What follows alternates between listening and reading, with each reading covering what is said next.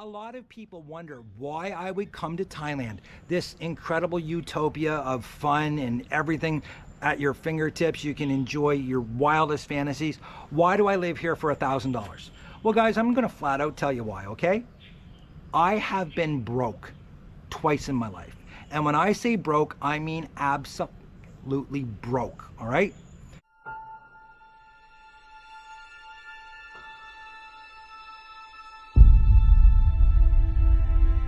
This is without question the hardest video that I've had to make so far. Guys, I've started this and stopped it at least 50 times over the past 2 days. First off, guys, let me say this. I want to thank every single one of you who have reached out to me offering to send me support financially because you're so worried about my $500 video. Guys, I promise you, the happiest hobo is not broke yet, okay? Listen, everyone that's offering to buy me a beer, etc., I truly appreciate it. But guys, listen, that video was made honestly in response to one of my viewers who lives in a Scandinavian country that wanted to know during his winter time, could he come to Thailand and live on $500 a month because that's all he can afford. And again, like I said in the video, yes, you can, but it's going to be a challenge. You're going to have to do without this. You're going to have to do without that. You're going to have to live a very disciplined life. But guys, I promise you, I am not broke, so please don't worry about me. Again, I really appreciate it, but again, the happiest hobo, I'm doing okay. That being said, guys, I wanted to do a video about why did I leave Canada? How did I choose Thailand? Why I'm living on this budget. This is a big thing because obviously my channel is centered around living your best life on a limited budget. Also, I wanted to let you guys know what's in store for the channel, what I'm going to be doing in 2023, and how I'm doing, because a lot of you guys are wondering, you know, what is my life like? So I'm going to open myself up uncensored, unfiltered for you guys today. Hopefully you enjoy it and you don't just, you know, click onto the next video right away. I will give you guys some information in this video that's going to help you, but it is honestly going to be about me, so I apologize. I will be rambling periodically. Hopefully I don't lose you, okay? So, where is the channel going in 2023? Well, guys, it's going all over Thailand, and it's going to Cambodia, Vietnam, it's going to go to Laos. We might even go down to Bali, Indonesia. I'm really thinking that I'm going to do that for a little bit. Next month, June, and probably into the middle of July, I will be going on a 6-week tour of Cambodia and Vietnam, showing you guys what it costs to live there, the different things about it, hopefully learning what the friendship situation is like in those countries so that you guys can compare it with Thailand and make up your mind as to, you know, where is the best spot for you to retire or spend your passport bro vacations. One question I get a lot is, why would I leave Canada, which is one of the greatest countries in the world, to live in Thailand? And to be honest with you guys, self-preservation. I was going to die, or I was going to kill myself. Now, I know that sounds crazy, but hear me out. The stress of being a realtor, unless you've done it or you've been a strictly commission-based salesperson, it's overwhelming at times. And I'm going to tell you something. I got caught up in the cycle of being almost too successful to the point that I had no life. And in 2019, guys, I worked 355 days of the year. I'm not exaggerating. I worked 355 days that year, typically 10 to 14 hours every single day. I had no life at all. All I did was chase money, trying to make this dream of retiring young while I was still alive possible. I also, guys, wound up getting sick towards the end of 2019, early 2020 from stress, because of the brokerage that I was at was the worst brokerage in the history of real estate. My business itself was so overwhelmingly busy that the stress from that was pretty much killing me. So I decided very early 2020 that I was going to take a sabbatical, 6 to 12 months off. I was going to move to Bali, live there, then come here and just sort of float around. Sadly enough, February the 6th came and we were locked into our homes and I wasn't going anywhere. And the worst part is, while I was in lockdown, everything just got worse and worse and it just spiraled. So it was self-preservation. I'd love to say that, oh, I came here because I love the atmosphere, I love the weather, which I do.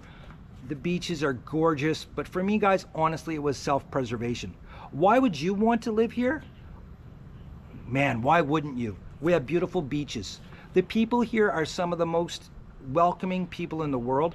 Yes, I know I talk a lot about the bar girls and stuff, but if you remove yourself from that situation and you hang out with people that are like you, kind, man, it's such a incredible experience here.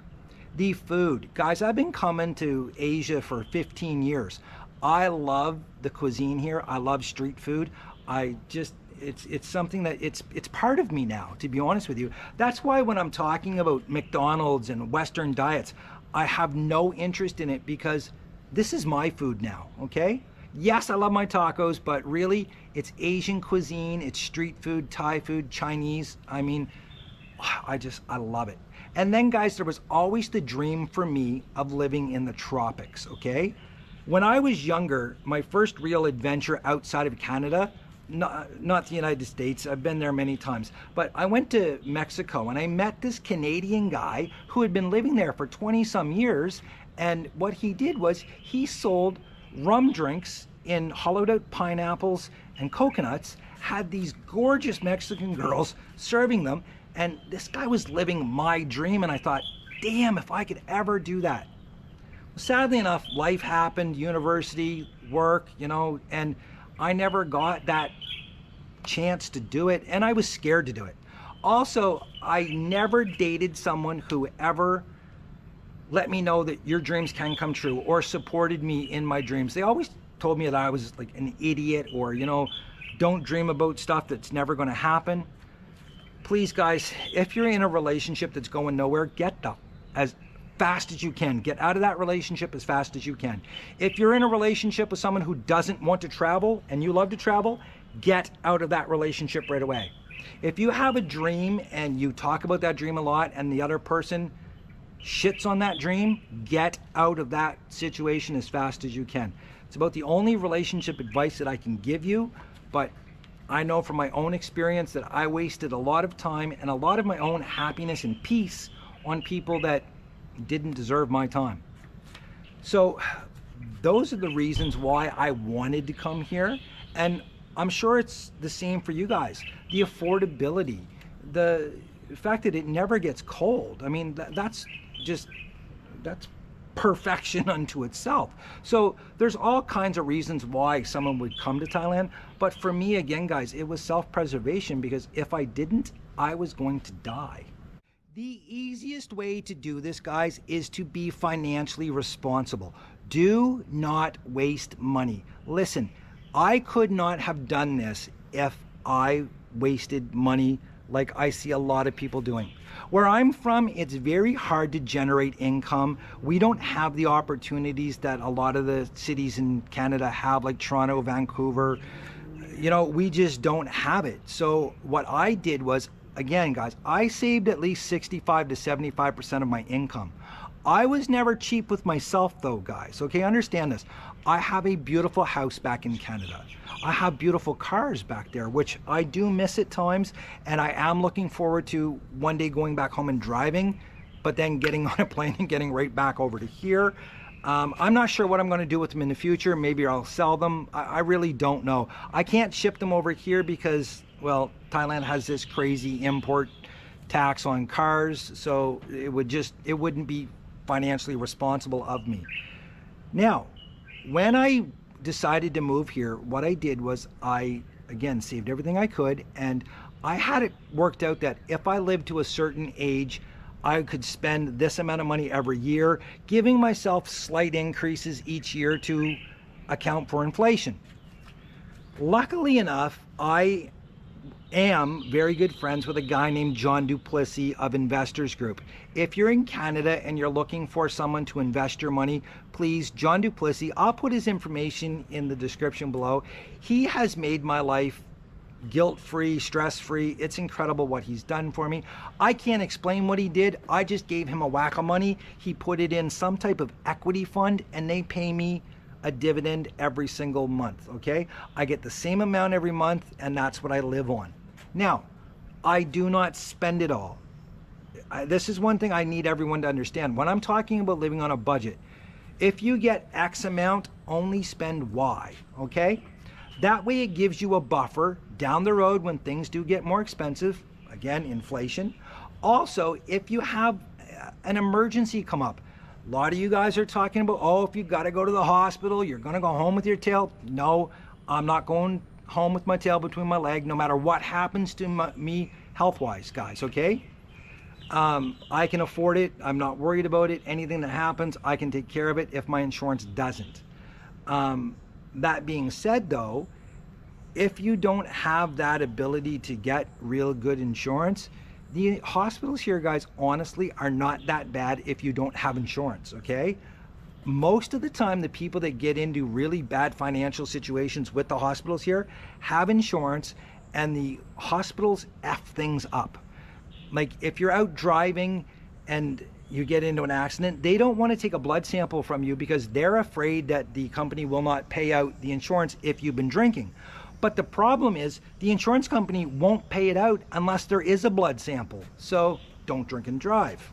I do not do any type of day trading. I do not own any cryptocurrency, none of that stuff. Guys, I don't understand it, so I don't participate in it. Listen, I could perform minor surgeries if I really wanted to, but I would rather leave that to the professionals like John DUPLESSIS of Investors Group, because he knows what he's doing and I don't, so I'm not going to take the chance of losing my money.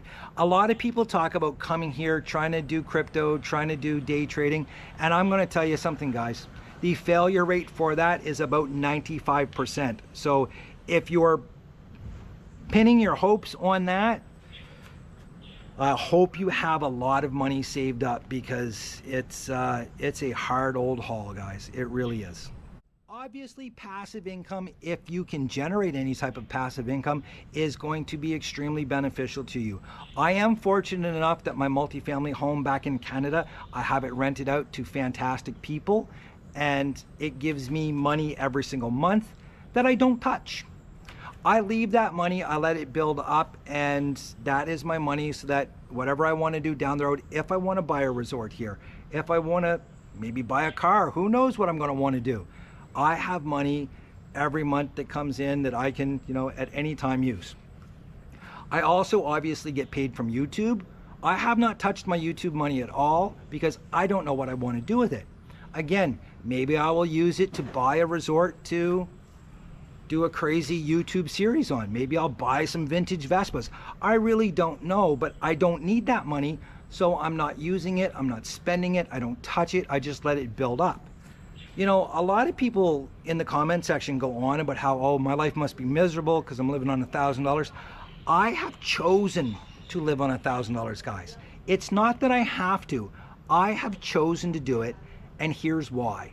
I'm finally going to answer this question for you guys.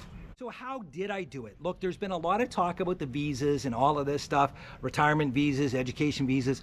And again, guys, I'm not a visa expert, so I'm not going to give you any type of advice except for border runs, because those I know.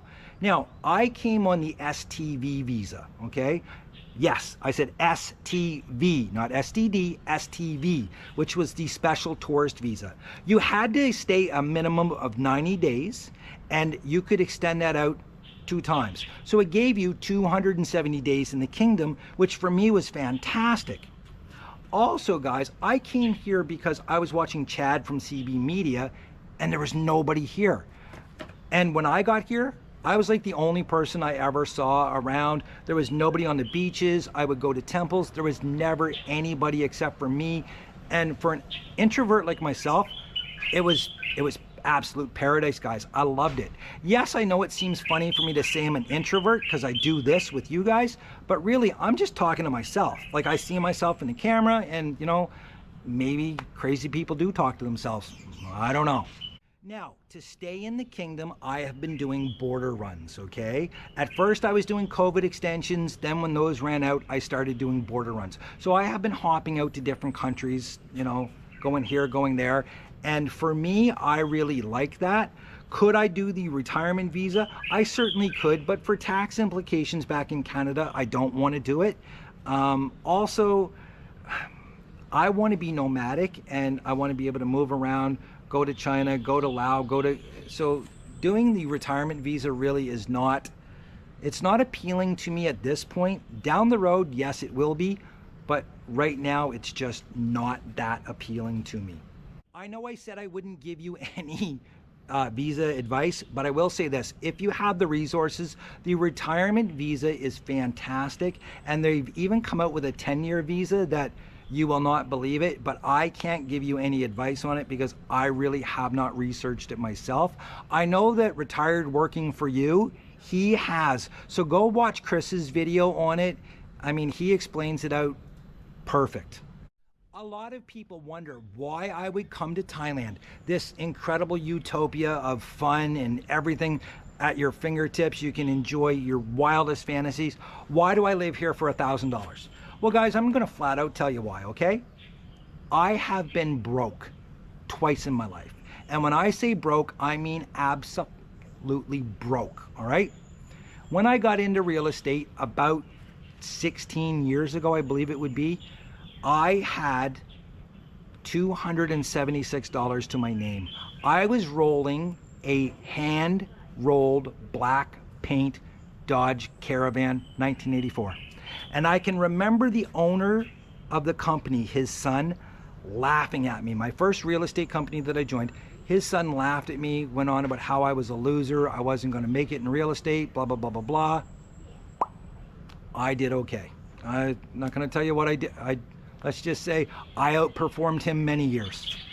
I've been broke, and I do have the fear to this day that I'm going to wake up tomorrow and everything could be gone, because anything could happen. The markets could absolutely tank overnight, and maybe someone forgets to move my money around in this equity fund. I have no idea. John, I hope that's not going to happen.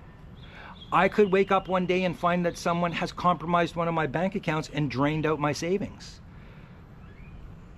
There's been all kinds of cases of fraud in Canada where people are stealing people's homes and selling them out from underneath them, and them having to spend hundreds of thousands of dollars to try and recoup their house. So anything can happen. And I have that fear all the time that my money could be gone. Also, guys, I'm hoping to have an extended life. My father died at 64. There's been very few men in my world, my life, that ever lived past 64. And damn it, I want to be one that makes it, you know, into my 80s. I really do. My hair looks like it now, but I'm hoping that I live a long life, and I want to be financially sound my whole life. I never want to go back to work, guys, ever. Like, if I had to go back to work, I would be dead probably in 2 years. I have no question. If I went back to real estate, I would be dead. And real estate would be the only thing that I could go back to in Canada, because that's the only skill I have. My skill is relationship building and then sales. I suck at computers. I suck at most things. I am handy. I can build things, but at my age, I don't want to be doing that. I want to be here enjoying the twilight of my life. Yes, I call this my twilight because, again, the odds are I'm only going to live 12 or 13 more years. So that's not really good statistically. Now, along with being broke, another reason why I'm doing this is, again, like I said earlier, it was always a dream of mine to come here, but people would essentially shit on my dream and tell me that I couldn't do it. You're never going to do this. You're not going to live the life that you want. And I see a lot of negative comments on all of my videos from people saying that, oh, you're living a terrible life, you can't possibly do this, you can't do that. And I'll be honest with you guys, a lot of people that are making those comments have never been out of their own state, their own city, their own province, their own country. Some of them haven't even been out of mom's basement yet, okay? I'm just telling you guys the truth. So listen, when you're watching videos like mine or anybody else where they're showing you cost of living on a limited budget, and you are obviously interested in it because you're in that situation yourself and you're hoping that you can do it, I'm telling you guys that you can do it. Listen, there are months here that I do feel like just balling out. I want to go buy myself a Toyota Supra. Guys, I was like that freaking close to buying my dream car here, and had it been for the fact that I couldn't get it up the place, oh, that was terrible. I know you guys are gonna rip me for that one. If it wasn't for the fact that I couldn't drive it up the driveway of the condo place that I was living at the time, I would have bought that car. You know, sometimes there are months that I wish I did have a really nice pool villa. You know, be able to just walk out of my living room and splash into the pool and stuff. Yes, I would enjoy stuff like that. But would I be able to enjoy it guilt-free? And what I mean by that, guys, is my life right now is completely, totally guilt-free for myself. I can do anything that I want to. If I want to go on a vacation, which I'm doing next month, I can go for 4 or 6 weeks at a time and not have to worry about anything. I can keep my place in Thailand. I can keep my bike. I can, you know, I don't have to scrimp and save and worry about every penny. And I get to do it again guilt-free. You know, in Canada, one thing I want to stress about is where I didn't waste money. I did do a lot of things that were fun. I went on vacations all the time. Guys, I've been coming to Asia, like I said, for 15 years. I've been here 40 times. I also went to Cuba all the time. I love Cuba. It's one of my favorite places in the world. I have a brother who likes to go to Jamaica. But Jamaica is like 5 times as expensive as going to Cuba. And I don't think that he was getting 5 times the enjoyment out of it. I would go down to Cuba several times a year because I enjoyed it, where he got to go to Jamaica once a year. So for me, it's always been a matter of quantity, being able to enjoy as much as I can and not worrying about, you know, staying at the Sandals in Jamaica. I'm just as happy staying in a shitty resort on Veradero with a bike, being able to blast around the countryside, go seeing my friends that live in Cuba. For me, that's enjoyment, guys. Being here in Thailand and having, you know, a $2,000 a month condo and going out and spending, you know, $100 a night at a restaurant and a bar, that's not me. That's why I don't do it, guys. And I don't think a lot of you guys are doing that back in North America. I think you're spending a lot of money on your accommodations and your housing, your apartments, but you're probably not going and balling out because you can't afford to. That's why you're watching channels like mine. And guys, I'm telling you, you can do this. It is completely, totally possible because I'm doing it. And I went from an incredible standard of living to, I've been very honest about this, my standard of living is completely opposite to what it was in Canada, but my quality of life, guys, is 10-fold better. There's no question. Just the same as I'm not advocating anybody coming here and trying to live on $500 a month. Listen, my $1,000 budget is for YouTube purposes and showing you guys my social media experiment. Also letting you know that it is possible to live an incredible life here. That being said, guys, I am going to do a video next week talking about what I think is the actual sweet spot for a limited budget a limited budget person here in Thailand. At the end of the day, it's not $1,000. It is more than that, not substantially more, Tune in next week. I promise you that video is going to be very, very informative as to what you can expect to spend, where you're going to spend it, and how much enjoyment you're going to get out of spending your money, okay? Because that's what a lot of this comes down to. And again, all of the people in the comment section that are talking about, oh, I should be spending more, I should be doing this, I should be doing that, my bike's not good enough, my room's not good enough. Guys, I can't get any more enjoyment out of my room, okay? Even if I had a really fancy condo, I don't think I would get that much enjoyment out of it because I'm never in my room. I'm always in spots like this, enjoying myself. My bike, I love my bikes, guys, okay? Now, I will be honest, this month, I don't have my Lambretta, I don't have my Vespa. I'm driving a piece of junk Scoopy because it falls into this month's budget plan. And you guys will see that video towards the end of the month.